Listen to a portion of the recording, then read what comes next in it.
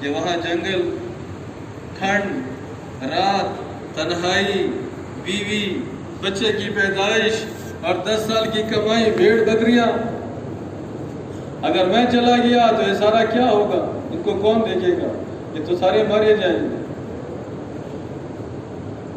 تو کہا اللہ جل جلالہ اب ان کی بھی تربیت فرما رہے اور ان کے ذریعے قیامت تک آنے والے ہر داعی، ہر محنت کرنے والے کی اللہ تربیت فرما رہے.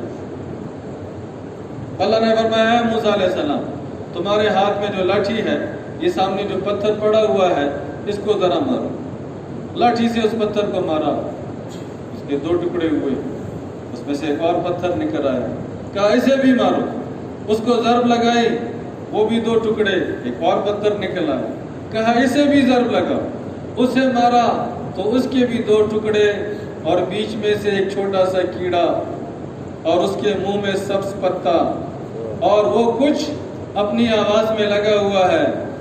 تو موسیٰ علیہ السلام نے ذرا قریب جا کے توجہ فرمائی تو علماء فرماتے ہیں کہ ان کو محسوس ہوا، سنائی دیا کہ یہ کیڑا کہہ رہا ہے کہ پاک ہے وہ ذات، پاک ہے وہ ذات کہ جو میرا مکان جانتی ہے، جو مجھے یاد رکھتی ہے اور میری روزی یہاں ان 3 اندھیروں کے اندر مجھ تک پہنچا دیتی.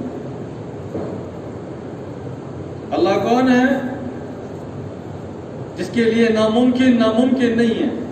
اللہ کے ہاں کوئی چیز ناممکن نہیں ہے. اللہ کے ہاں سب کچھ ممکن. اتنی بڑی آگ کہ اس کے اوپر پرندہ پر مارے تو جل کے نیچے گرے، اور اسی آگ میں ابراہیم علیہ السلام کو ڈالا گیا اور 40 دن وہ صحیح سالم رہے. رستیاں جل گئیں اور ابراہیم علیہ السلام کا ایک بال نہیں جلا. اللہ نے کھلایا بھی، پلایا بھی، زندہ رکھا. وہ اللہ 309 سال اصحاب کہف کو غار کے اندر سلائے رکھا، مامون رکھا، محفوظ رکھا. ظالم بادشاہ اس کا عرصہ گزرا اور اس کے بعد جو ایمان دشمن زمانہ تھا وہ سارا گزر گیا. جب اچھے لوگ آ گئے اور سازگار ماحول آ گیا اور نیک دل بادشاہ آ گیا، بیچ میں 309 سال کا زمانہ اصحاب کہف کو اس غار کے اندر اللہ نے عبادت کے ساتھ سلایا. حالانکہ آپ اپنے گھر کو بند کریں اور مہینے کے لیے کہیں چلے جائیں اور مہینے کے بعد آپ آ جائیں اور اپنا دروازہ کھولیں تو کیا خیال ہے؟ آپ کا گھر اسی حال میں ہوگا. ہر طرف دھول ہی دھول ہو، ہر طرف مٹی ہی مٹی ہو. جہاں گاڑی کھڑی ہے کچھ عرصے کے بعد اس کے ٹائر وہ گھسنا شروع ہو جاتے ہیں. جو کھانا رکھا ہے وہ سارا ختم، سارا خراب. فرنیچر آپ کا تباہ ہو جائے، رنگ روگن آپ کا تباہ ہو جائے.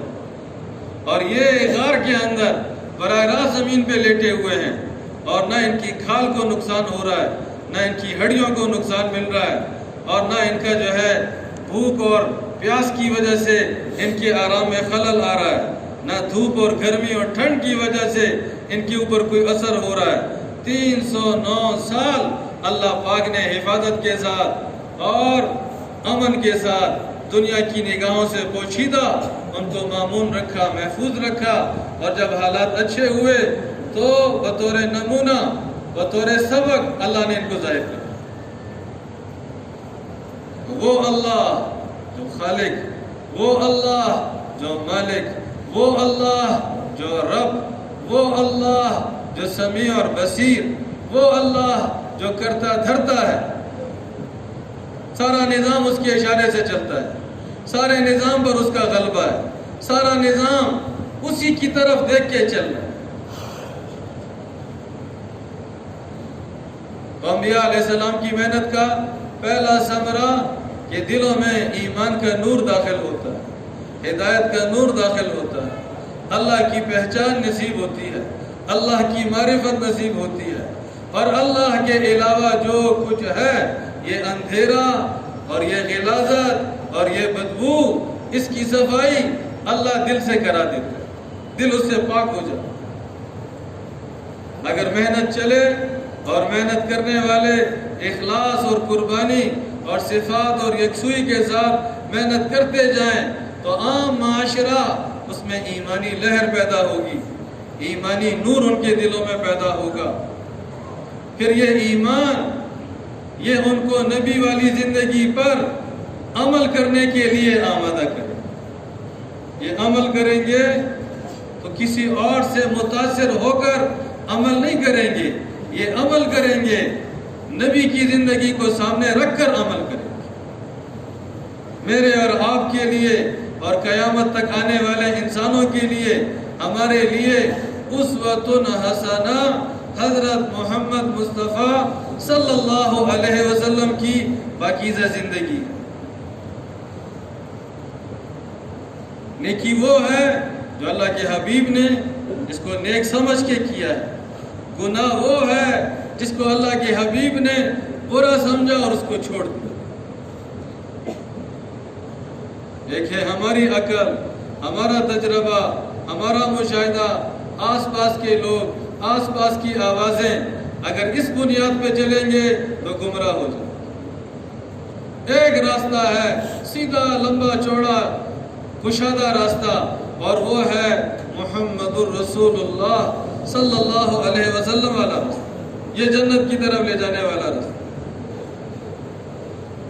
تو چاہے ہم لباس کا معاملہ ہے، چاہے غمی خوشی کا معاملہ ہے، چاہے پسند ناپسند کا معاملہ ہے، چاہے انفرادی زندگی ہے، چاہے اجتماعی زندگی ہے، ہر طرف ہمارے لیے نمونہ اور ہمارے لیے رہنما اور ہمارے لیے رہبر وہ اللہ کا پاک حبیب ہے، اللہ کا پاک رسول ہے۔ اللہ نے ہمیں محمد الرسول اللہ میں اس کا پابند بنا دیا۔ زندگی اپنی مرضی سے نہیں گزاریں گے، حضور پاک صلی اللہ علیہ وسلم کو سامنے رکھ کے زندگی گزاریں گے۔ چاہے امیر ہیں، غریب ہیں، بادشاہ ہیں، یا کوئی چپڑاسی ہے، دیہات کا ہے، شہر کا ہے، مرد ہے، عورت ہے، آزاد ہے، غلام ہے، بیمار ہے، صحت مند ہے، جو جس حیثیت اور حال میں ہے اس کے لیے ایک ہی راستہ، حضور کی اتباع والا راستہ۔ حضور پاک صلی اللہ علیہ وسلم کی اتباع کریں گے برکتیں ہی برکتیں، حضور کی اتباع کریں گے گناہوں کی بخشش، اللہ کی طرف سے عام معافی، حضور کی اتباع کریں گے اللہ کی طاقت اور قدرت کا غیبی نظام وہ ہماری تائید میں چلے، حضور کی اتباع کریں گے اللہ کی طرف سے ہم پہ رحمتوں کا نزول، سکینے کا نزول، یہ سارا اس کے ساتھ وابستہ چیزیں۔ حضور پاک صلی اللہ علیہ وسلم کی اتباع اور ان کا اسوہ اور ان کا زندگی گزارنے کا نظام، اس میں ہمارے لیے نجات، اس میں ہمارے لیے برکتیں، اس میں ہمارے لیے خوشیاں اور راحت۔ اس کی عملاً مشق، اس کی عملاً تربیت جب محنت ہوگی پھر عبادات کی شکلیں زندہ ہوگی۔